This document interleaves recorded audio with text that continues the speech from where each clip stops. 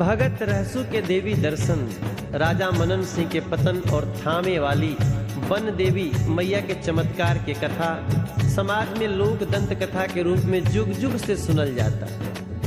रहसु भगत के भक्ति गांव नगर दूर दूर शहर ले राज राज ले काफी मशहूर रहे। जब राजा मनन सिंह की जानकारी मिलल तो राजा के डर हो गए कि कहीं रहसु के लोकप्रियता हमरा पतन के कारण मत बन जाए। एक दिन राजा मनन सिंह रहसु भगत के राज दरबार में बुलौले और कहले कि रहसु हम देवी के साक्षात दर्शन करे चाहतन। हठी मनन सिंह के बात सुन के रहसु अंततः माई के गोहरावे लागल। अपना प्राण बचावे खातिर माई से कहा ताड़े, लाज बचा लो मैया।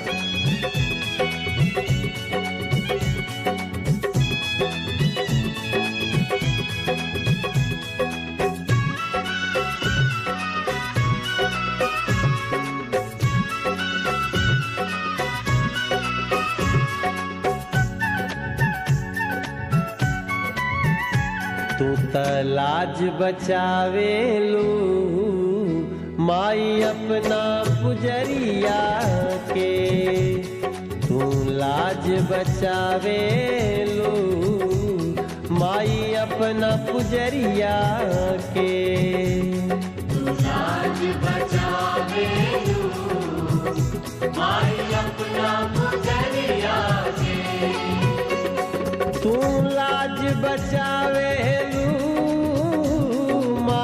अपना पुजरिया के, लाज बचावे लू माई अपना पुजरिया के। तनियाज हे मैया तनियाज प्रकट हो जा, तनियाज प्रकट हो जा अब आगे नजरिया के, तनियाज प्रकट हो जा अब आगे नजरिया के, तनियाज प्रकट हो जा अब आगे नजरिया के। रहसु छोट जाति के रहले लेकिन माई के बड़ी प्यारा रहले, माई के बड़ी भारी भक्त रहले। और जब ऐसा समय पुकार देता रे तो माई तो सुन लेहलस, लेकिन माई ऐसा स्थिति में रहे, कुछ ऐसा अपने धर्म में रहे कि वो समय वो नहीं आ सकत रहे।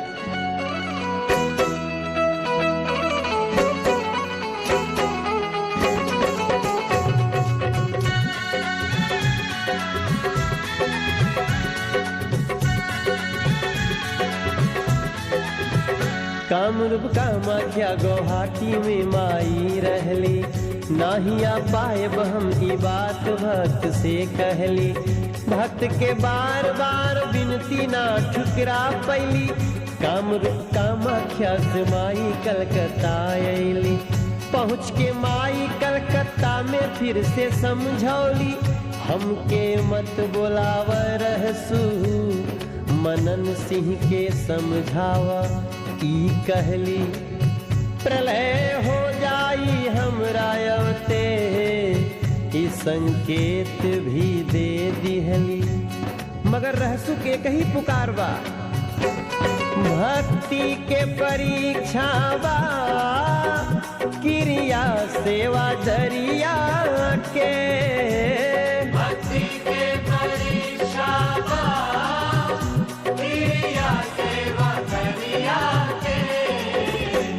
दर्शन देदा हो दर्शन देदा ए मैया, दर्शन देदा ए जननी भगता के नजरिया के, दर्शन देदा हे मैया भगता के नजरिया के, दर्शन देदा हे मैया भगता के नजरिया के।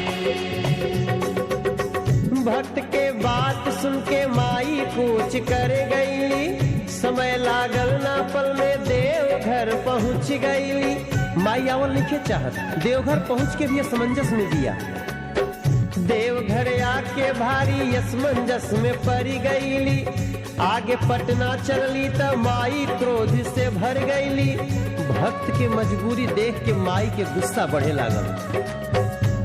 बिना मन के माई चलल रहली सिवनवा, रहे असमय टूटल देवी माई के धियनवा।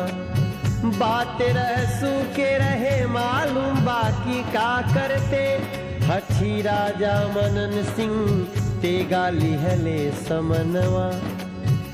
एहर माई के रूप क्रोध से बदले लागल, रहे रूप रंग बदलल ममता मई मैरिया के। रहे रूप रंग बदलल ममता मई मैरिया के।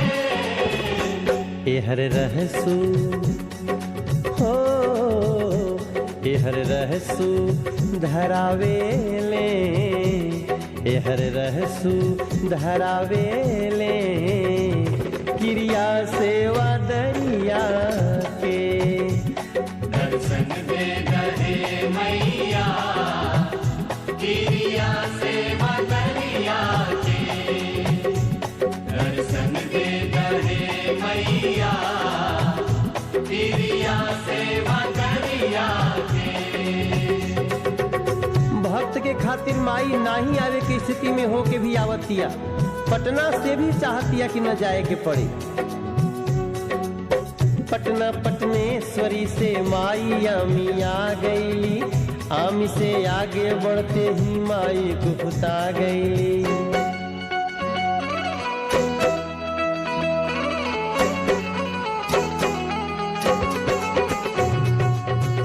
आमी से आगे बढ़ते ही माई कुफता गईली।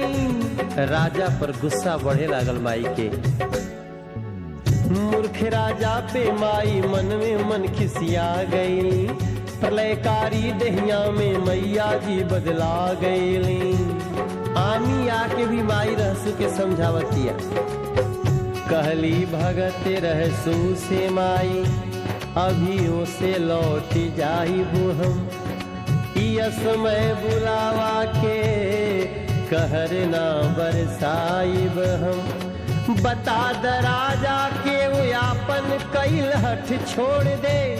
अरे आगे बढ़ गईली त कुलवंश के जराइब हम। बाकी रहसू माई से विनती करत आने, अब मौत के बेरा बा अंतिम बा उमरिया के।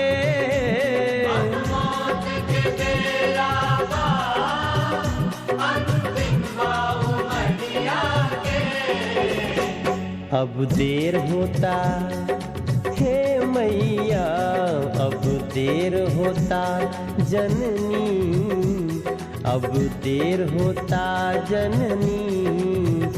राख लाज पुजरिया के।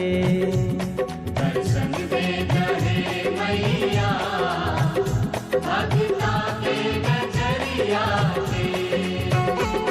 हो गईल प्रकट माई अपने शेर सवरिया पे। हो गए प्रकट माई अपने शेर सवरिया पे। सब जानेला ए भैया, सब जानेला शेष कथा। सब जानेला शेष कथा माई थावे नगरिया के। लाज बचा ली हलू माई अपना पुजरिया के। तू तलाज बचा लिहलू अपने रहसू पुजरिया के। लाज बचा ली हलू माई